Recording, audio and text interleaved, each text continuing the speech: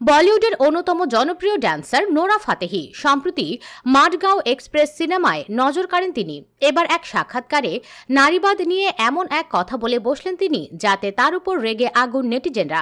সম্প্রতি একটি পডকাস্টের সাক্ষাৎকারে তিনি এসব কথা বলেন। নোরা বলেন, নারীবাদ আসলে সমাজটাকে ধ্বংস করে ফেলেছে। আমি বলছি না যে মেয়েরা পড়াশোনা করবে না বা চাকরি করবে না, অবশ্যই করবে, তবে এর একটা মেয়াদ বা সময়কাল আছে।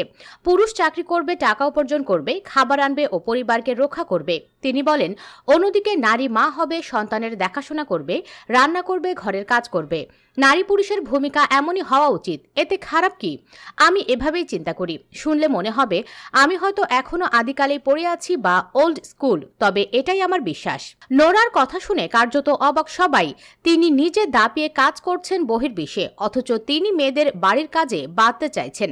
নোরার কথায় বিরক্ত হয়ে এক ব্যক্তি লিখেন, উনি কেন এখনো বিয়ে করে বাচ্চা লালন পালন না করে বেপর্দা হয়ে নাচানাচি করে বেড়াচ্ছেন? সিনেমায় যতই নায়িকা হন না কেন, ব্যক্তিগত জীবনে আপনি আসলে একটা খল চরিত্র। অন্য আরেক ব্যক্তি লেখেন, এত ফালতু কথা আমি জীবনে শুনিনি, বুঝেছি উনি কাদের খুশি করতে এসব কথা বলছেন।